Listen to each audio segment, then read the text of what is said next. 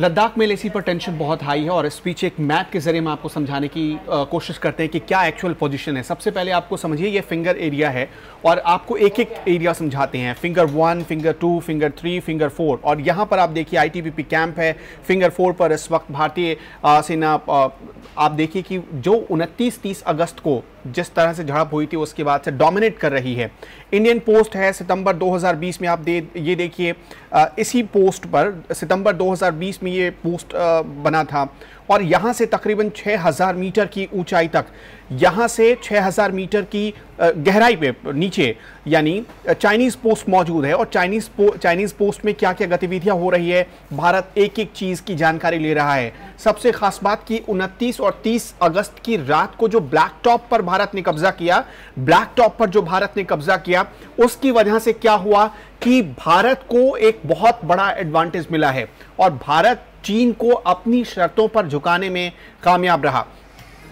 Black top की वजह से क्या हुआ कि अब चाइनीज आर्मी जो जो काम करने की कोशिश कर रही है, जो जो साजिश कर रही है, वो भारतीय सेना देख पा रही है। पैंगोंग सो के इलाके की ये फिंगर एरिया की तस्वीर हम आपको दिखा रहे हैं। एक बार फिर आपको बता दें कि जहां पर इस वक्त इंडियन आर्मी या इंडियन जवान डोमिनेट कर रहे हैं, वहां से 6000 मीटर तक आप सीधे देख सकते हैं कि चाइनीज आर्मी यानी पीएलए क्या क्या कर रही है।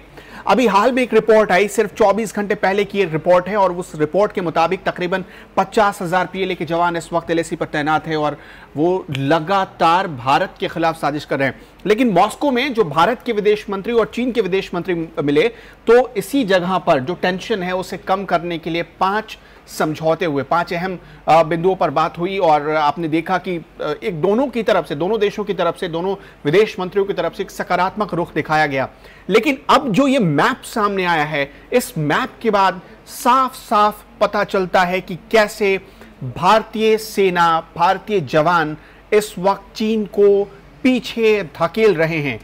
जो आप 20 सितंबर 2020 में जो ये पोजीशन देख रहे हैं और जो यहां से सीधे आप चाइनीज पोस्ट को जो हम देख पा रहे हैं, ये नॉर्थ का इलाका है। नॉर्थ ऊपर की तरफ जब आप जाएंगे तो नॉर्थ के एरिया में आप जाएंगे, ये चाइनीज एरिया है और ये पैंगोंग सो लेक है जो आप देख रहे हैं।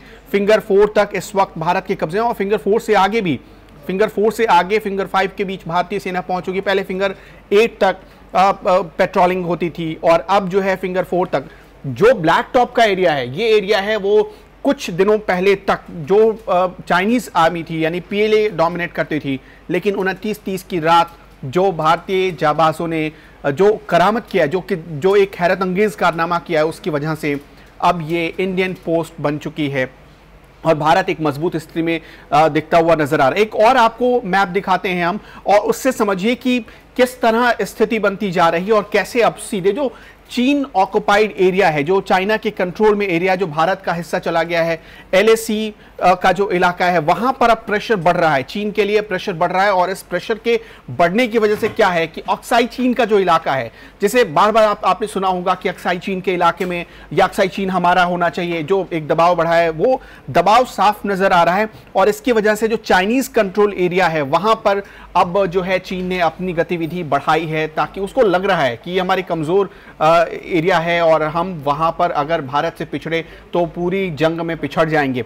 एक और खास बात आपको दिखाते हैं इस मैप में। अब आप इसे समझिए, इस मैप में इसे हम क्यों खास बता रहे हैं। साफ तौर पर इस मैप में लिखा हुआ है कि जो अक्साई चीन का इलाका है, जो भारतीय वो भारत के इलाके से और जहां पर चाइना की सेना इस वक्त बैठी हुई है, वहां से क्लियर पता चल रहा है कि क्या कुछ हो रहा है, किस तरह से प्रेशर में है चाइनीज आर्मी। मूवमेंट बहुत तेज है, इसलिए ये लगातार दबाव में आप कह सकते हैं कि चीन आ चुका है।